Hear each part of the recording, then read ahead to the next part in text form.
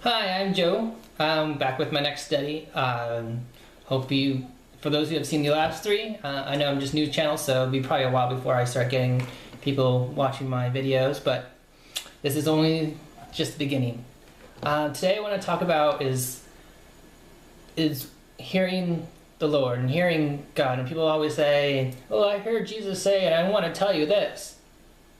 You gotta be careful with that, because a lot of times it's your own consciousness speaking in, because you got to know what Jesus is and who God is, and sometimes you should know whether or not it's God telling you those things or maybe it's the devil, because sometimes it is one or two, and sometimes things will happen and you say, "Oh, blame God for it," or sometimes and when it was the devil who did it.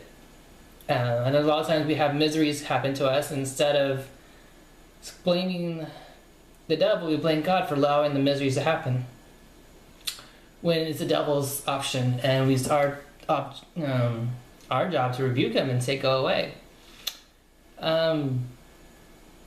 Yeah, and so it's important to understand where the voice is coming from. Is it you yourself, if it's God, or if it's the devil? It can come either three of those. Because sometimes if it's you tripping yourself up, devils just sit back and go, "Okay, well, one less person to worry about."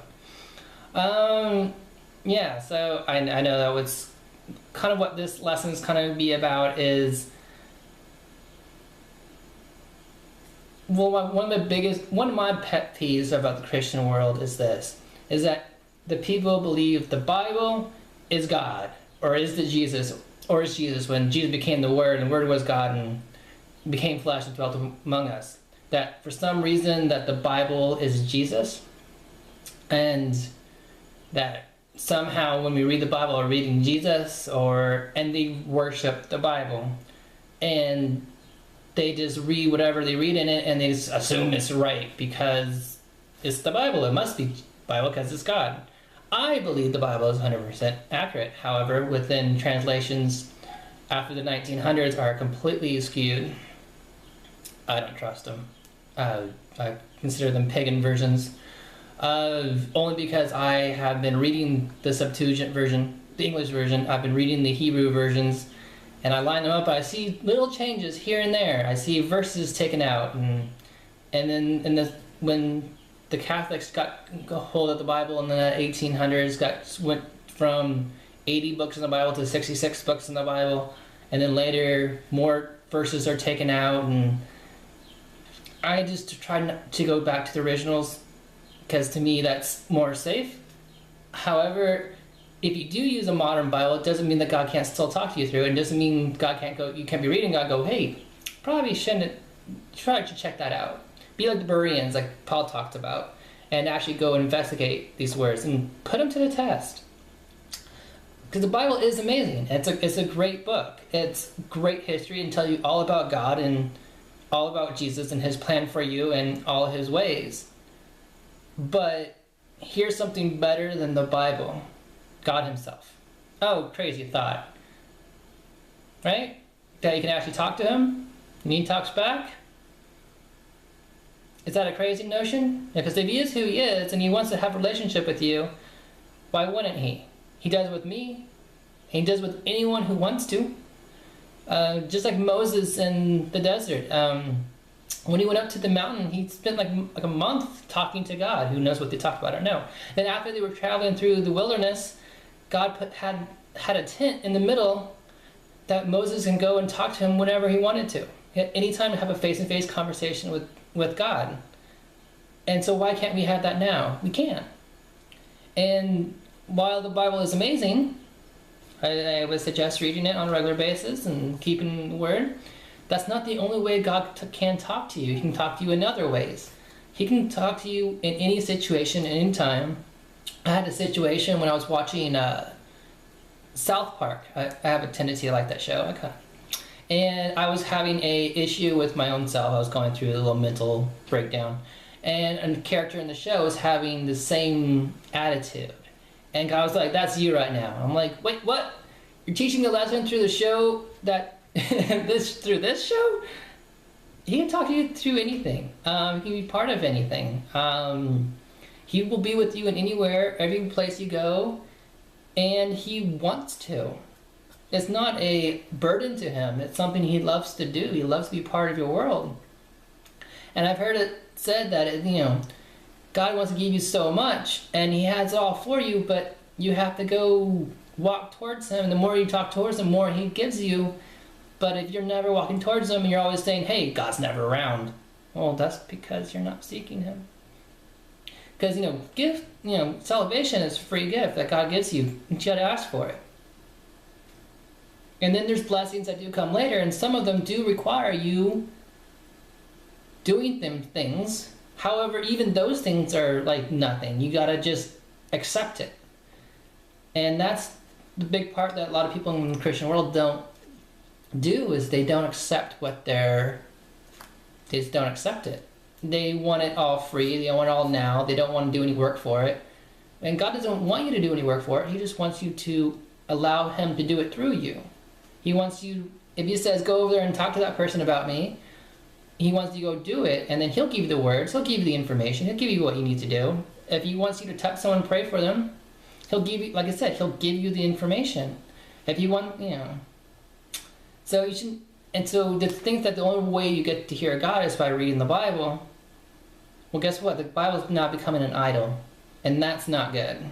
Because the Bible is an amazing book, but it's just a book. Probably the best book on the planet. But once we get to heaven, it'll probably, who will read the Bible anymore? Well, And I personally would rather hear the information from God himself than reading on a page.